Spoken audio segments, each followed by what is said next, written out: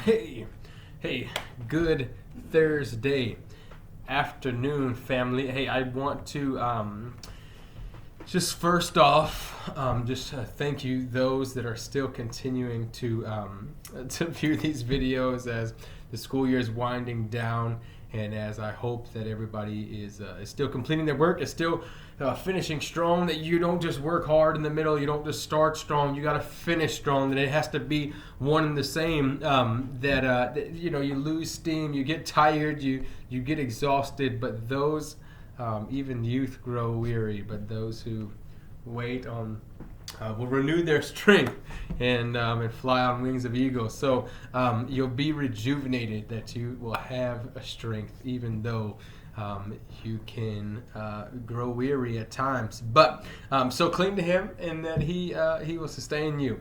Our ever-present help in times of trouble. So consider those things on this Thursday. Hey, I want to conclude this sugar idea as we finish up this week, headed into next week. So this nutrition and what you may or may not value, and whatever you want to for yourself, whether you value this or whether you value this or whether you value that. I mean, it is your own choice, because I'd always used to teach my children in the health classroom that your health is your choice.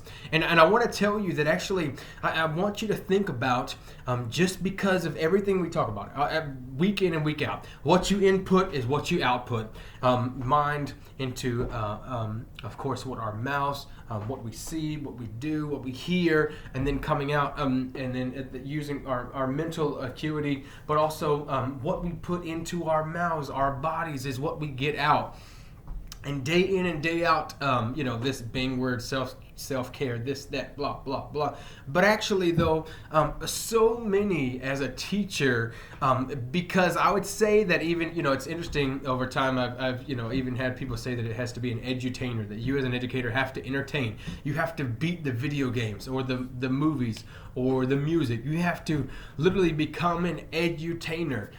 Even I had a high school colleague, he had said in a meeting one time that you almost have to gift wrap it every day. That your lesson, and unfortunately it doesn't always happen that way. You go plan best lessons, and you create new lessons and all those things, and reflect on those and change those things.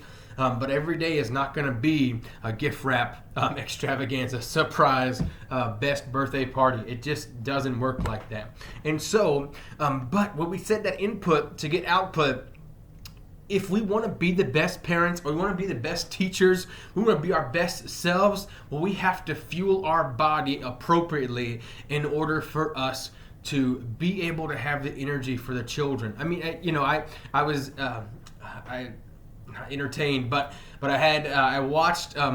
We take daily walks as a family during this entire pandemic, and so I saw this young boy. He was probably 8 or 9 years old, wanting to ride his bike around the neighborhood. That's what we do. So my wife takes a stroller. I'm using a weight vest, and the girls are on bikes. And here we go, and we are out, and we go about 3-mile walk every day.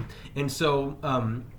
What we were doing was that actually we passed this house with 2 children, and this young man, he wanted to ride his bike, and his mom said okay, and so he wanted to ride his bike down the street, and I kid you not, you guys, that she got in the SUV, and the young man rode his bike along the street as she was driving and trying to coach him to make sure he was safe in the street.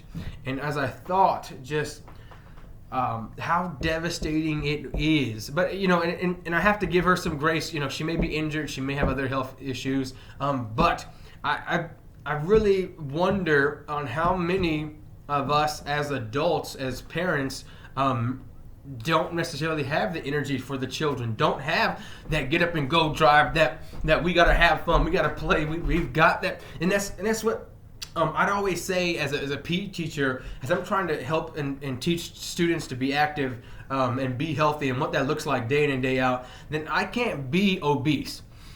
So many coaches and so many, God forbid, even a doctor telling you to lose weight, and the doctor's 500 pounds.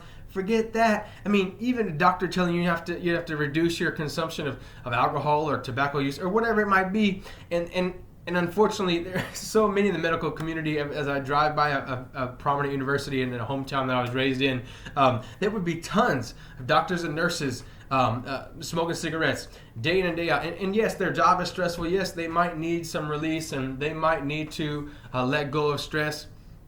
But imagine someone telling you to be healthy, but if you're not healthy yourself, oh man, I mean, I can only imagine what the children think, or what even as a person attending the doctor, what you would think of someone who does not look the part or does not act the part, or does not make healthy choices, but they're telling me to be healthy. I just can't buy it. I'm not gonna. It's a bill of goods. I'm not going to input that into here, and it makes no difference because they're not taking care of themselves.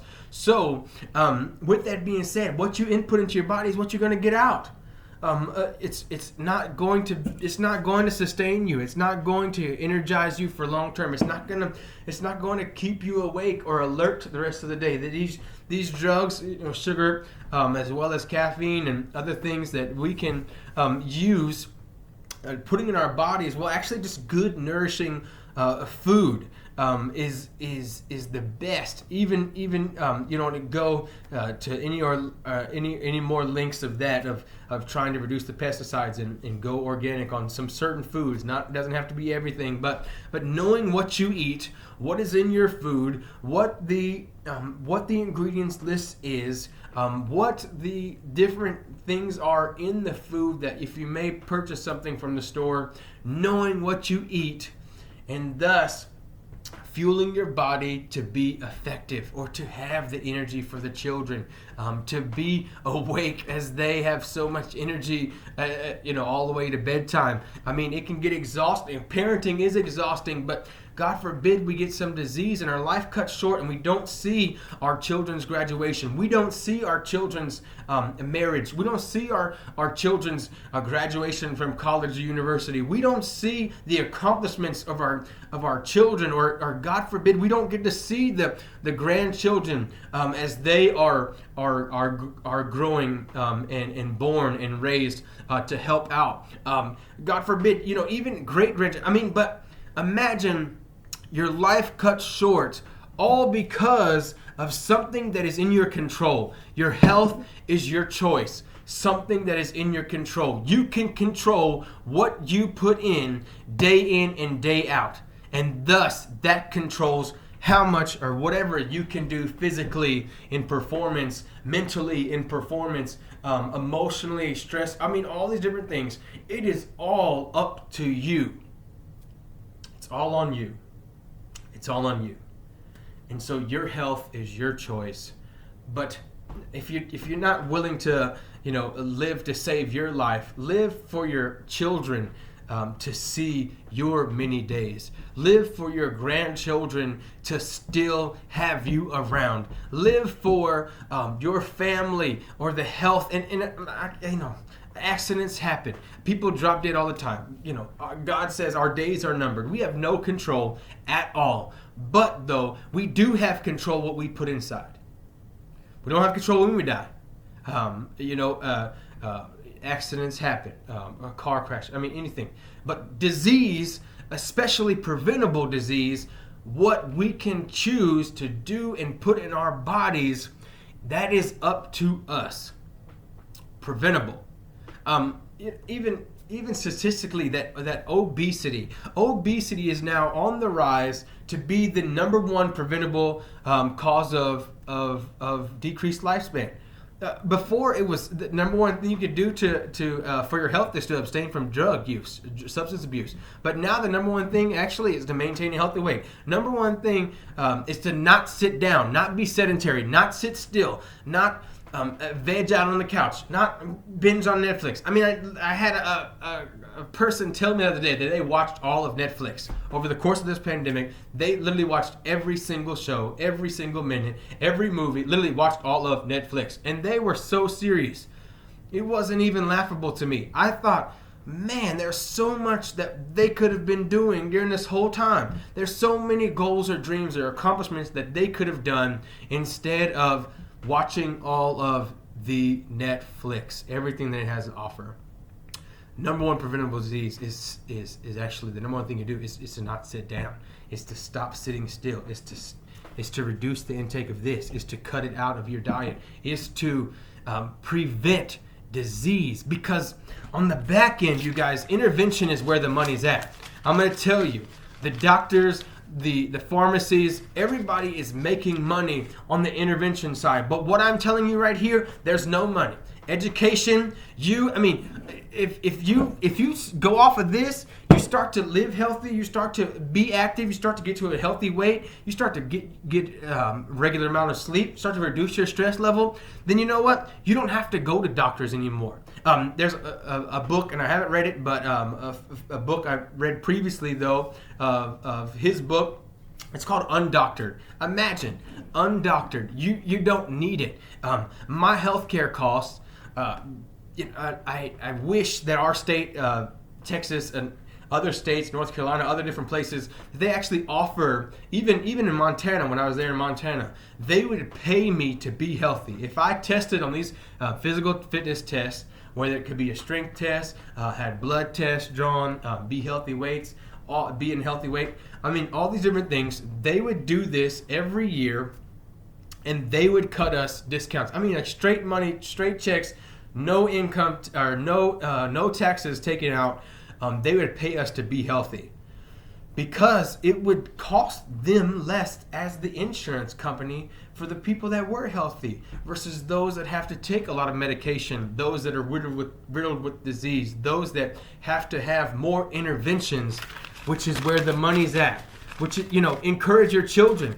Go into being a doctor. Go into being a pharmacy. Go into make the money as it rains down on you, because so many people are getting sick. And if you aren't, you'll save this. They can't take it from you. Become healthier, taking this out, because prevention is gain. Intervention is gain for them. Prevention is gain for you. Intervention is gain for them. As always, not for yourself. I'm telling you this lovingly, encouraging you, helping you to make good choices, taking this out of your diet, your children's diet, reducing the amounts of consumption of it. Even if you take that sugar out, it's amazing, but actually that fruits become sweeter, because this has become, it masks your taste buds. Literally, it actually changes your brain. Even the smell of a donut, or the gaze or the eyes of the marketing of the flippin' Reese's commercial, or whatever it is. Like, as you see those things happening, then it takes your brain to wherever that is. Even my wife said yesterday that this took her back to her and her cousin years ago, every day after a sports practice, and she'd hit the vending machine, and this was it. You know what this tells me? I'm gonna be honest with you. This is the truth. This is the story. It has been years since I've had one of these. I never really liked this brand, but this in particular, though, this is all true. As I worked at Walmart, 18 years old, I was pushing carts. It was 90-something degrees outside in Nashville, Tennessee, as I'm pushing carts at Walmart. There came one of these reps, one of these marketers came with tons of these in ice, in a giant, almost like mobile, basically just a mobile insulated igloo cart, and she was handing these out to everybody. Just marketing. Hey, you guys, it's hot outside. Have one of these. Blah, blah, blah, blah, blah. It was so terrible, though. I saw these twin young men, obese, probably like 10-year-old boys, like twins, 10-year-old boys, obese young men, giant. And then she gave them one of these, each of them one of these, with it 97 degrees as they walked in to the Walmart. 5 minutes later, the young man comes back and says, "Oh, hey, ma'am, can I get another? She's like, sure. Handing them out like it's it's payday, even though she's getting paid off of them giving into what she wants, and she's getting paid. And I looked at her and I said, how can you do that? I said, how can you do that? So those young men, they don't need it. They've already had too much of it already. I said, how can you give them more? I just couldn't do that. I just couldn't do that. She laughed and she said, why do you care? At this point, I'd already lost the 60 pounds. I'd already lost weight from where I was previously. And I said, just unfortunately, it's going to kill them. It's going to kill them. And you don't care. She's just about making the money. And that was the unfortunate part. So, you guys, as I conclude our video today, I want to encourage you. Consider what you put in. What you put in is what you're going to get out. What you put in here is what you're going to get. To play with the children, to love and teach them, to have enough energy to encourage them and smile and not be tired and fatigued, to not have to sit down, to not have them go play and you're not able to play with them, or not be able to chase them or love them. I mean, there's so many different things that I encourage you guys to do. Yes, sugar makes us weak. May you live to see your children, grandchildren, and even great-grandchildren. May that be a blessing to you. I hope we all get to. As always, blessings on you guys. I love you guys. I encourage you, be quick to listen, slow to speak, slow to become angry. May we live to please Him. Because of His love, we love. I love you guys, to tell you the truth, so you can live out your days healthy and not disease-ridden, and not broke either. You guys, family love is what you do. It's what you do. Let's not just hear it. Let's do it. Thank you guys so much. Have a good Thursday.